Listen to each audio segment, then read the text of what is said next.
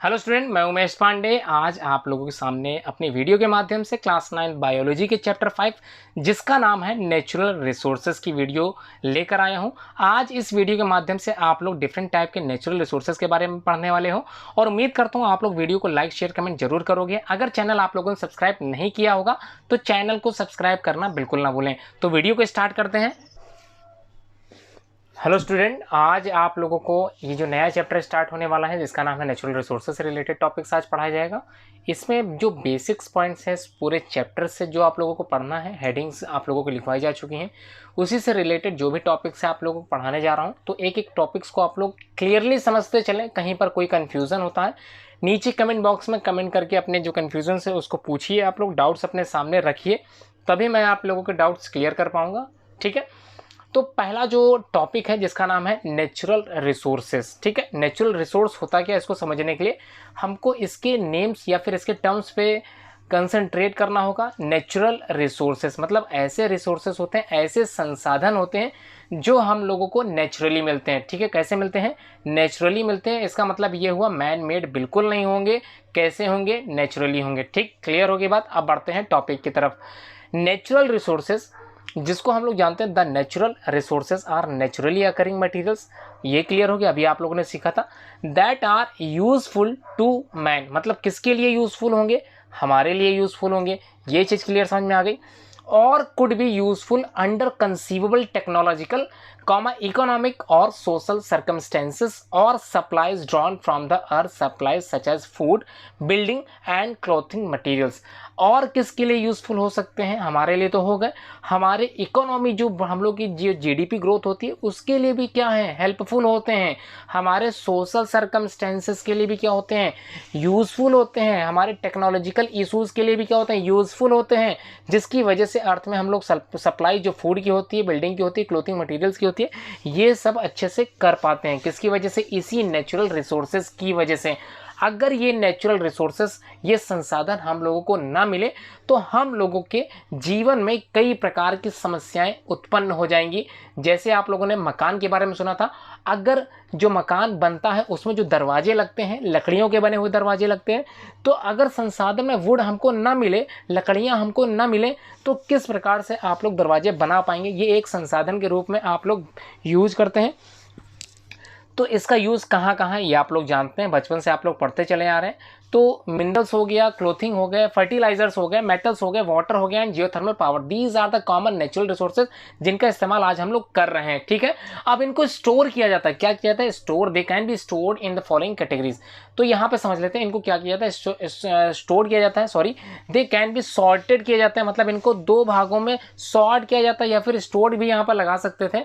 इनको दो भागों में रखा भी गया है। कहने का मतलब इनके जो प्रकार हैं वो दो तरह के हैं, एक बायोटिक है और दूसरा एबायोटिक है। नाम से लग रहा होगा एक में बायो शब्द इस्तेमाल हुआ है, दूसरे में ए लग चुका है, इसका मतलब आ लग गया, अबायोटिक। तो आ मतलब क्या हो गया? रहित हो जाएगा। किससे रहित? जीवन से संबंधित ना हो उसे एबायोटिक बोला गया है, और जो जीवन से संबंधित है उसे बायोटिक बोला गया है। तो बात करते हैं बायोटिक नेचुरल रिसोर्सेज होते क्या हैं। ठीक है, किसकी बात करते हैं? बायोटिक नेचुरल रिसोर्सेज की। तो इसकी बात करने जा रहे हैं। तो जैसा कि नाम ही से लग रहा है, biotic natural resources come from organic matter और come from living things also known as the biosphere और इकोस्फीयर। ठीक है, समझ में आ गया। बायो शब्द का मतलब जहां पर भी जीवन से संबंधित जो भी चीज हमको मिल जाए उसे ही बोलते हैं बायोटिक नेचुरल रिसोर्सेज। जैसे अगर हम लोग बात करते हैं पेड़ पौधों की, तो ये क्या है? एक तरह का रिसोर्सेज ही तो है। हम लोगों को कैसे मिल रहा है? बायोटिक के रूप में मिल रहा है, मतलब जीवन इसमें पाया जाता है। ठीक है, तो फॉरेस्ट क्या है? As a biotic natural resources होते हैं। ठीक है, फिश वगैरह अगर मान लो एक्वेरियम में आप लोग देखते हैं मछलियां होती हैं, समुद्र में कई तरह के जलीय जीव होते हैं, ये सारे क्या हैं? बायोटिक नेचुरल रिसोर्सेज हैं जो हम लोगों को पृथ्वी या फिर इस अर्थ पर दिखाई देते हैं। ठीक है, दीज रिसोर्सेज डायरेक्टली और इनडायरेक्टली इफेक्ट करते हैं the survival of humans and other living organism. ठीक है, मतलब अगर बात करते हैं फॉरेस्ट की, अगर इनको हटा दिया जाए तो ये इसका इफेक्ट हमारे ऊपर पड़ेगा, डायरेक्टली पड़ सकता है और इनडायरेक्टली भी पड़ सकता है। ठीक है, और भी बाकी लिविंग ऑर्गेनिज्म पे पड़ेगा, as well as their reproduction पर भी इसका गहरा प्रभाव पड़ सकता है। ठीक है, तो they also effect the interaction of organism including predation, diseases, parasitism and waste management. ठीक है, तो कई चीज़ों पर इसका गहरा प्रभाव पड़ता है अगर इसमें थोड़ी सी भी क्या डिसबैलेंसिंग अगर आ जाए। सपोज कीजिए 33% अगर मान लीजिए यहाँ पर नेचुरल वेजिटेशन है या फिर फॉरेस्ट है, अगर इसको नष्ट कर दिया जाए तो हमारे शारीरिक, हमारे प्रत्यक्ष या अप्रत्यक्ष रूप पर हम लोगों पर इसका प्रभाव पड़ेगा। और सिर्फ हम लोगों पर ही नहीं इसका प्रभाव पड़ेगा, इसका प्रभाव जो जीव फॉरेस्ट में रहते थे उन पर भी इसका गहरा प्रभाव पड़ जाएगा। इसका प्रभाव उनके जनन में भी पड़ेगा, रिप्रोडक्शन में पड़ेगा, उनके मल्टीप्लिकेशन में भी पड़ सकता है। ठीक है, नंबर ऑफ जो ह्यूमंस है, नंबर ऑफ जो एनिमल्स होते हैं उनकी नंबर क्या हो जाएगी, संख्या धीरे धीरे घटने लगेगी, क्योंकि उनको वो सर्वाइवल, वो एटमॉस्फेयर नहीं मिल पा रहा जैसा उसमें वो अडॉप्ट करने योग्य उन्होंने बनाया था। तो फॉरेस्ट हटने का बहुत ज़्यादा गहरा प्रभाव पड़ सकता है। तो example of biotic natural resources, जैसे हम लोगों ने अभी पढ़ा, क्या पढ़ा, एनिमल सारे बायोटिक हैं, उसके बाद प्लांट सारे बायोटिक हैं, जितने भी फॉसिल फ्यूल्स हैं जैसे डीजल हो गया, पेट्रोल हो गया, कोल हो गया, ये सभी फॉसिल फ्यूल्स किससे बने थे, लिविंग ऑर्गेनिज्म से ही बने थे, इसलिए इनको बायोटिक नेचुरल रिसोर्सेज के अंतर्गत रखा गया है। ठीक है, fossil fuel form the part of the biotic natural resources because they are, क्योंकि form through the decay of living organism that existed millions of years ago, आज से कई अरबों साल पहले ये क्या थे, लिविंग कंडीशन में थे। उसके बाद ये धरती की उथल पुथल जब हुई थी, उसके बाद ये पत्थरों के नीचे दब गए थे, उनके अवशेष से क्या बन गया था, फॉसिल फ्यूल तैयार हो गया था। तो इनको हम लिविंग में ही कंसीडर करेंगे, इनको काउंट करेंगे। अब बात करते हैं एबायोटिक नेचुरल रिसोर्सेज होते क्या हैं। बिल्कुल इसका अपोजिट एबायोटिक होगा, यानी कि come from non living things. वो क्या था, लिविंग थिंग्स, यहाँ पर non living things. Inorganic matter, वो क्या था, organic matter including lithosphere, atmosphere, hydrosphere, ये सारे इसी से जुड़े होंगे। एबायोटिक लिमिटिंग फैक्टर्स जो होते हैं रिस्ट्रिक्ट कर देते हैं the growth of population to specific environment. Suppose कीजिए अगर आप लोगों को चलने के लिए मैदान ना मिले, है ना, चट्टाने आप लोगों को ना मिले या पत्थर ना मिले, तो आप लोगों के जीवन पर इसका गहरा प्रभाव पड़ सकता है। तो इसका भी हम लोगों के जीवन पर सीधे सीधे या फिर इन अप्रत्यक्ष रूप से प्रभाव पड़ता है। सम ऑफ द एबायोटिक रिसोर्सेज कौन कौन से होते हैं, जैसे एयर हो गया, वाटर हो गया, सनलाइट हो गया and minerals. These are the common abiotic sources. ठीक है, तो एबायोटिक है जिसमें जीवन नहीं होता, नॉन लिविंग्स होते हैं। अब बात करते हैं some common parts of your chapter, जिसमें आप लोगों ने पढ़ना है क्या, बायोस्फीयर। तो नाम से ही लग रहा बायोस्फीयर, एक ऐसा स्फीयर, एक ऐसा वातावरण जिसमें हम लोग को जीव मिलते हो। जीव मतलब जिसमें जीवन होता है। The part of the earth surface and the atmosphere in which plants and animal can live. तो लिव मतलब होता है जीवन जी सकते हो, जहाँ पर जैसा एटमॉस्फेयर उनके लिए सर्वाइव करने योग्य होता है, उसे ही हम लोग यहाँ पर बायोस्फीयर बोलते हैं। तो जीवन जहाँ पर हो उसे बायोस्फीयर कहा जा रहा है। अब बात करते हैं एटमॉस्फेयर की। द एटमॉस्फेयर कंप्राइज्ड क्या होता है, लेयर्स का बना होता है बेस्ड ऑन द टेम्परेचर के अकॉर्डिंग। तो डिफरेंट टाइप के जो यूनिवर्स तक पहुंचने के जो एक लेयर बनाई गई है उसको थोड़ा सा समझना है। दीज लेयर्स आर ट्रोपोस्फियर, मतलब जहां पर हम लोग रहते हैं उसके ऊपर का जो आवरण होता है उसको बोलते हैं ट्रोपोस्फियर। एक लिमिट के बाद ये जो है लेयर खत्म हो जाती है, उसके ऊपर कौन सी लेयर चालू होती है, स्ट्रेटोस्फियर। स्ट्रेटोस्फियर के ऊपर जब जाएंगे तो क्या पड़ेगा, मेसोस्फियर। उसके बाद जब और ऊपर जाएंगे तो उसको बोलते हैं thermosphere. These are the common layers of atmosphere. ठीक है, उसके बाद बढ़ते हैं अगले टॉपिक की ओर, जिसका नाम है सॉइल इरोजन। तो सॉइल इरोजन क्या होता है, नाम से लग रहा है इरोजन।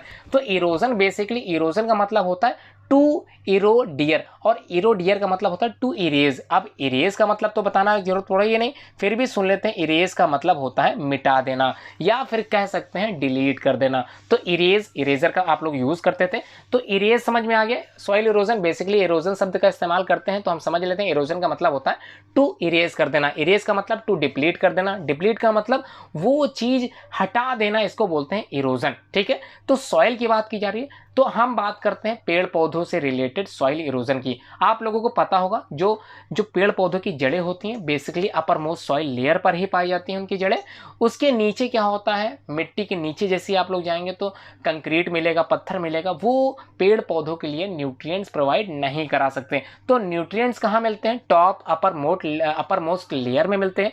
इसी लेयर का हट जाना ही क्या कहलाता है, सॉइल इरोजन कहलाता है। तो समझ लेते हैं सॉइल इरोजन। बेसिक तो समझ में आ गया, आप थोड़ा सा डायग्राम, आप थोड़ा सा डेफिनेशन के रूप में समझ लेते हैं। Soil erosion is the displacement, displace मतलब ये एक स्थान से दूसरे स्थान तक पहुंच जाना या फिर वहां से हट जाना। किस चीज का हट जाना? अपर लेयर ऑफ सॉइल का। It is a form of soil degradation, एक तरह का डिग्रेड ही है, एक तरह का मिट जाना ही है, एक तरह का डिप्लीट हो जाना ही है, या फिर एक तरह का इरेज हो जाना ही क्या कहलाता है? Soil erosion. This natural process is cause by the dynamic activities erosion agents. कई तरह के एजेंट्स होते हैं, हम लोग भी एक तरह के एजेंट्स हैं इसको मिटाने में, ठीक है, हम लोग की एक भागीदारी भी होती है।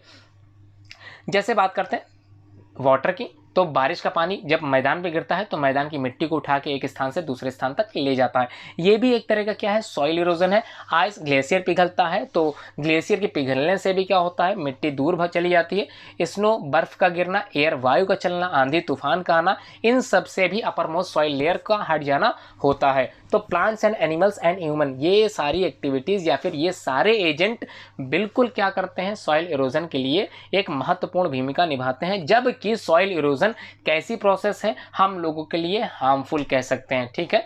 तो एक तरह के लिए हम लोग के लिए बेकार चीज़ है, तो इसका होना नहीं चाहिए। तो इसका होना नहीं चाहिए, इसी वजह से हम लोग क्या करते हैं? सॉइल को बचाते हैं, बचाने का काम करते हैं। इसीलिए बचाने के लिए हम लोग यहाँ पर शब्द पढ़ने जा रहे हैं, सॉइल कंजर्वेशन। तो कंजर्व करना, संरक्षित करना, सुरक्षा प्रदान करना, किस चीज को? सॉइल को, मिट्टी को, जिस पर हम लोग चलते हैं, ठीक है। Soil conservation is the protection of soil. किस चीज से प्रोटेक्शन दे रहे हैं? सॉइल इरोजन से। समझ में आ गया? And other types of deterioration also as to maintain the soil fertility and the productivity.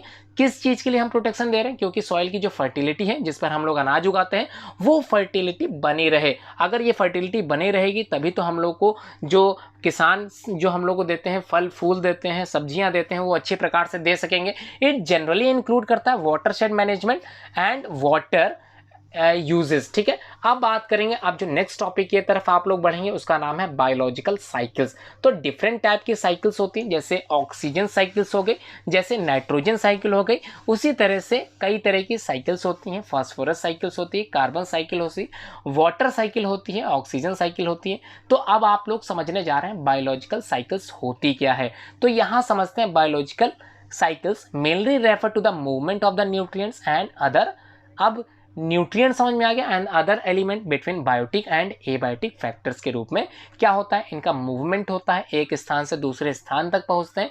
जैसे बात करते हैं ऑक्सीजन की, तो ऑक्सीजन बनाने का जो कार्य कर रहे थे वो कौन कर रहे थे? पेड़ पौधे कर रहे थे। लेकिन उसके बाद क्या होता है? पेड़ पौधे ऑक्सीजन बनाते हैं, उसके बाद वो ऑक्सीजन हम लोग क्या करते हैं? कंज्यूम कर लेते हैं, और कौन सी गैस निकालते हैं? कार्बन डाइऑक्साइड गैस निकालते हैं। अब वो कार्बन डाइऑक्साइड गैस कौन कंज्यूम करता है? पेड़ पौधे। बिल्कुल यही प्रक्रिया एक साइकिल के रूप में आप लोगों को पढ़नी है। अब समझ लेते हैं होती क्या है बायोकेमिकल साइकिल्स। यह तो समझ में आ गया, डेफिनेशन समझ में आ गई। द टर्म बायोकेमिकल या फिर biogeochemicals is derived from the bio. Bio means क्या होता है? टू बायोस्फीयर से रिलेटेड संबंधित है। जियो का मतलब जियोग्राफिकल कंपोनेंट से रिलेटेड है, इसलिए केमिकल का यूज हम लोग करते हैं, meaning the element that move through a cycle. तो जो एलिमेंट्स होते हैं, केमिकली एलिमेंट्स होते हैं, वो क्या करते हैं? मूव करते हैं, एक स्थान से दूसरे स्थान तक पहुंचते हैं, अपनी साइकिल को पूरा करते हैं। तो basically divided into two types, ये साइकिल्स को डिवाइड किया गया है। कैसे? एक तो गैसियस साइकिल हो गई, जिसमें इंक्लूड है carbon cycle, oxygen cycle, nitrogen cycle and water cycle. ये सारी साइकिल्स कैसी हैं? गैसियस साइकिल है। उसके बाद जो अदर डिवीजन हुआ है उसको बोलते हैं सेडिमेंट्री साइकिल्स। सेडिमेंट्री, जैसे आप लोगों ने चट्टानों के बारे में सुना था, यहाँ पर जो साइकिल आएगी वो सल्फर साइकिल आएगी, फास्फोरस साइकिल आएगी, रॉक साइकिल आएगी, एक्सेट्रा। अब आप लोग एक एक करके सारी साइकिल जो आप लोगों के कोर्स में आनी है वो पढ़ लेते हैं। सबसे पहले समझते हैं वाटर साइकिल क्या होती है। The water from the different water bodies evaporates हो जाता है। इवोपरेट मतलब वेपर बन जाते हैं, उसका पानी से क्या बनना? भाप बनना, और उसके बाद ठंडा हो रहा, कूल, उसके बाद क्या हो रहा? कंडेंसेस हो रहा, and fall back to the earth as rain. और वापस हमारी धरती पर ये पानी क्या हो रहा है? पहुंच जा रहा है, ठीक है। समझ में आ गया? पहले क्या था? पानी के रूप में था, उसके बाद वो वाष्प के रूप में बना, उसके बाद वो ठंडा हुआ और वापस हमारी धरती पर आ गया। तो ये एक तरह की बायोजियोकेमिकल साइकिल है। Is responsible for maintaining weather conditions. और हमारे जो वातावरण का जो वेदर होता है, जलवायु होती है, वातावरण होता है, मौसम होता है, इसी को रिस्पॉन्सिबल करने के लिए ये केमिकल साइकिल या फिर बायोजियोकेमिकल साइकिल्स तैयार की जाती है, ठीक है। The water in its various form interacts करता है from the with the surroundings. हमारे आसपास का जो स्थान होता है, हमारे आसपास का जो जलवायु होती है, and changes the temperature as pressure of the atmosphere. और क्या होता है, धीरे धीरे इसी साइकिल से हमारे जो जलवायु या फिर जो मौसम होता है उसका टेम्परेचर और प्रेशर क्या होता है, धीरे धीरे चेंज होता है, परिवर्तित होता है। देयर्स अनदर प्रोसेस जिसको हम लोग जानते हैं इवेपोरेशन। तो इवेट्रांसपिरेशन क्या होता है, इसी का ही भाग है वेपर प्रोड्यूस फ्रॉम लीव्स। तो पेड़ पौधे ट्रांसपीरेशन करते हैं। ट्रांसपीरेशन की डेफिनेशन आप लोगों ने पढ़ी थी क्लास 7th में, क्या थी, the loss of water in the form of water vapour is known as transpiration. तो पानी जो एक्सेस वाटर में था पेड़ पौधों के पास वो क्या हो गया, वेपर फॉर्म में निकल गया इवेपोरेशन प्रोसेस के माध्यम से, विच एड्स जो जुड़ जाता है this process, it is the evaporation of water from the leaves, soil and water bodies to the atmosphere. और वो पानी गया कहाँ, हमारे एटमॉस्फेयर में पहुंच गया, विच अगेन क्या हुआ, वो भाप जो गई थी हमारे जो जलवायु में या फिर ये कह लेते हैं जो भाप बन के आसमान में गई थी वो क्या होती है, धीरे धीरे वो कंडेंस हो जाती है, ठंडी हो जाती है और वापस से क्या हो जाती है हमारे वातावरण में या फिर हमारे जो अर्थ पे वापस वो पानी किसकी सहायता से आ जाता है, रेन, बारिश के सहायता से वो पानी वापस हमारी धरती पे आ जाता है। तो कैसे आता है, इवेपोरेट करने के बाद कंडेंस होता है। तो 2-3 प्रोसेस आप लोगों ने इसमें पढ़ी। तो उसके बाद अब जो दूसरी साइकिल है उसको बोलते हैं नाइट्रोजन साइकिल। ठीक है, ये भी एक तरह की इट इज़ अ बायोजीकेमिकल साइकिल है बाय विच नाइट्रोजन क्या होता है, कन्वर्टेड इनटू सेवरल फॉर्म्स। हम लोग को पता है हमारे वातावरण में जो नाइट्रोजन होती है, ये जो नाइट्रोजन है वो सबसे ज़्यादा है हमारे वातावरण में, कितने परसेंट है, 78%। जबकि इनको हम लोग डायरेक्टली यूज़ ही नहीं कर सकते। तो इनका यूज़ ना पेड़ पौधे कर पाते हैं ना हम लोग कर पाते हैं, लेकिन इनकी जो सहभागिता होती है, इंपॉर्टेंस होती है, वो सबसे ज़्यादा होती है। लेकिन डायरेक्टली यूज़ ना करके पेड़ पौधे इनडायरेक्टली नाइट्रोजन का यूज करते हैं। कैसे करते हैं वही आप लोगों को आज पढ़ना है। तो it is biogeochemical cycle which nitrogen converted in several forms and gets circulated through the atmosphere and various ecosystem such as terrestrial and the marine ecosystem. तो डिफरेंट टाइप के इकोसिस्टम आप लोग पढ़ चुके थे 7th 8th क्लास में। अब बात करते हैं नाइट्रोजन क्या होती है हमारे लिए, सबसे ज़्यादा इसेंशियल एलिमेंट ऑफ लाइफ। ठीक है, the nitrogen in the atmosphere is fixed होती है, 78% होती है by the nitrogen fixation bacteria जो प्रेजेंट होते हैं इन द रूट नोड्यूल्स। कहाँ पर, पेड़ों की जड़ों के नीचे। ठीक है, nodules of the leguminous plant. तो दलहनी पौधों के जो जड़ें होती हैं उन्हीं के नीचे ये बैक्टीरिया पाए जाते हैं और नाइट्रोजन का क्या करते हैं, स्थिरीकरण करते हैं, नाइट्रोजन को फिक्स करने का कार्य करते हैं एंड मेड और बनाते हैं, क्या बनाते हैं, available to the soil and plants. और मिट्टी के लिए और पेड़ पौधों के लिए उस नाइट्रोजन को क्या करते हैं, तैयार करते हैं। The bacteria present in the roots of the plant convert this nitrogen gas into usable compound. अब क्या करते हैं, उसी नाइट्रोजन का यूज करके एक कंपाउंड तैयार कर देते हैं जिसको हम लोग जानते हैं अमोनिया। तो अमोनिया बनाने का काम कौन कर रहा था, bacteria. Ammonia is also supplied to the plant in the form of fertilisers. हम लोग जानते हैं कि अमोनिया का यूज फर्टिलाइजर्स के रूप में हम लोग करते हैं। This ammonia is converted into nitrites. किस में होता है, नाइट्राइट्स एंड फिर नाइट्रेट्स में हो जाता है। तो कई तरह के यहाँ पर परिवर्तन देखे गए हैं, नाइट्रोजन से अमोनिया, अमोनिया से नाइट्राइट, नाइट्राइट से nitrates. These are the conversion of nitrogen. The denitrifying bacteria reduces करते हैं इसी नाइट्रेट्स को इनटू नाइट्रोजन में and return it into the atmosphere, और वापस से उसको एटमॉस्फेयर में भेज देते हैं। ठीक है, कन्वर्ट करने का काम भी कर रहे हैं और डीनाइट्रिफिकेशन का काम भी यही बैक्टीरिया करते हैं और वापस क्या करते हैं, उस नाइट्रोजन को वातावरण में भेज देते हैं। ठीक, समझ में आ गई कहानी। अब बात करते हैं ऑक्सीजन का साइकिल। ये भी आपके कोर्स में है, हालांकि 1-2 साइकिल्स हटा दी गई है 30% कोर्स के अकॉर्डिंग, फिर भी आप लोग समझते चले। दिस बायोजियोकेमिकल साइकिल्स मूव कर जाता है थ्रू द एटमॉस्फेयर, किसके द्वारा, the lithosphere and the biosphere. Oxygen and abundant element, हमको पता है कि ये एबंडेंट होता है, एक नॉर्मल जो फॉर्म होता है उसमें पाया जाता है। हम लोगों को पता है 21% नाइट्रोजन हमारे अर्थ पर पाई जाती है, एलिमेंट फॉर्म होता है atmosphere in the extent of 21%। ये बात तो आप लोग पढ़ चुके थे कि 78% नाइट्रोजन होती है और 22% क्या होती है, ऑक्सीजन होती है। Oxygen is release by the plant during the photosynthesis. Photosynthesis आप लोग पढ़ चुके थे 7th क्लास में, फिर भी जान लेते हैं। एक प्रोसेस होती है जिसमें पेड़ पौधे अपना भोजन क्या करते हैं, खुद बनाते हैं और उसी भोजन बनाने के दौरान ऑक्सीजन गैस का रिमूव करते हैं, ऑक्सीजन गैस को निकाल देते हैं। कैसे, रॉ मटेरियल जो यूज करते हैं प्लांट वो कौन कौन से थे, कार्बन डाइऑक्साइड और water. In the presence of sunlight sunlight और क्लोरोफिल। तो इतनी सारी चीज़ों का इस्तेमाल करने के बाद पेड़ पौधे क्या बनाते हैं, फूड बनाते हैं, भोजन बनाते हैं और साथ में ऑक्सीजन गैस निकाल देते हैं। ठीक समझ में आ गया। Humans and other animals inhale the oxygen, हम लोग क्या करते हैं, उसी ऑक्सीजन का इस्तेमाल करते हैं और एक्सहेल कार्बन डाइऑक्साइड गैस बाहर निकाल देते हैं, which is again taken by the plant. जैसे कि मैंने बताया था कि वापस से कार्बन डाइऑक्साइड किसने कंज्यूम कर ली, वाटर ने, प्लांट से कंज्यूम कर ली। तो they utilize this carbon dioxide in the photosynthesis to produce oxygen gas and the cycle continues. इसी प्रकार से आगे बढ़ती रहती है। तो समझ में आ गई सारी केमिकल्स, बायोजी केमिकल साइकिल्स आप लोग समझ गए होंगे, ऐसा मैं उम्मीद करते चल रहा हूँ। अब आप लोग पढ़ने वाले हो ग्रीन हाउस इफेक्ट होता क्या है। तो हमारा जो वातावरण है एक प्रकार से धीरे धीरे क्या हो रहा है, समय के आधार पे ये गर्म होता जा रहा है। तो गर्म होने का कारण क्या है, यही आज समझते हैं।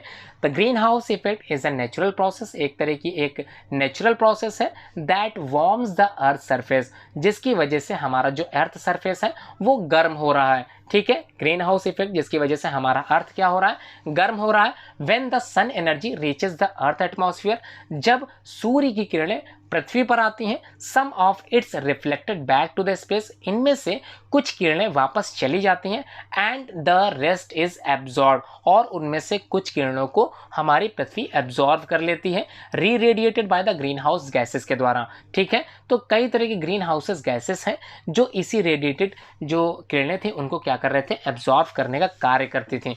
ठीक है, करती हैं, sorry. Green house gases included जैसे water vapour, carbon dioxide, methane gas, nitrous oxide, ozone and some artificial chemicals such as chlorofluorocarbon. तो क्लोरोफ्लोरोकार्बन ये मोस्ट इंपॉर्टेंट नाम है जो आगे फ्यूचर में आप लोग बहुत बार सुनने वाले हों। ठीक है, इसकी वजह से ही हमारे धरती का जो तापमान है वो धीरे धीरे क्या हो रहा है, बढ़ता चला जा रहा है। ठीक है, global warming, the gradual heating. Global warming is also an a term important in this chapter, या फिर कह सकते हैं कि ये एक और टॉपिक है जो आप लोगों को अपनी कॉपी में अलग से लिखना है। द ग्रेजुअल, ध्यान रखना ये एक तरह की हेडिंग भी है जो आप लोगों को लिखना है हेडिंग के रूप में। इसी के आगे से लिखते हैं global warming, the gradual heating of earth surface, oceans and the atmosphere is caused by the human activity. ये जो ग्लोबल वार्मिंग है, पूरा जो वैश्विक गर्माहट है या फिर हमारी धरती का गर्म होना, तो ये इस वजह से हो रहा है क्योंकि हम लोगों की कुछ एक्टिविटीज़ होती हैं जिसकी वजह से हमारी धरती क्या हो रही, गर्म पड़ रही है। जैसे बर्निंग ऑफ फॉसिल फ्यूल्स, हम लोग फॉसिल फ्यूल्स का इस्तेमाल करते हैं मोटर वाहनों में, और क्या करते हैं, गाड़ी एक स्थान से दूसरे स्थान तक ले जाने के लिए इसका इस्तेमाल करते हुए उसमें जो भी गैस बनती है वो क्या करती है, हमारी पृथ्वी के तापमान को गर्म करने का कार्य करती है। That pump carbon dioxide, methane and other green house gases into the atmosphere. तो आज का जो टॉपिक था वो सिर्फ इतना था। मैं उम्मीद करता हूँ आप लोगों ने पूरी वीडियो देखी होगी, और ये भी उम्मीद करता हूँ आप लोग इस वीडियो को लाइक शेयर कमेंट जरूर करोगे, और इस वीडियो लिंक को अपने दोस्तों के साथ, अपने रिश्तेदारों के साथ, और जो भी क्लास 9th की स्टडी कर रहे होंगे उन तक ये वीडियो पहुंचाने का कार्य जरूर करोगे। चैनल को सब्सक्राइब करना बिल्कुल न भूलें। चैनल सब्सक्राइब करने के बाद आप लोगों को बेल आइकन प्रेस करना है, क्योंकि लेटेस्ट नोटिफिकेशन आप लोग तभी प्राप्त कर पाओगे जब बेल आइकन आप लोगों ने प्रेस किया होगा। धन्यवाद।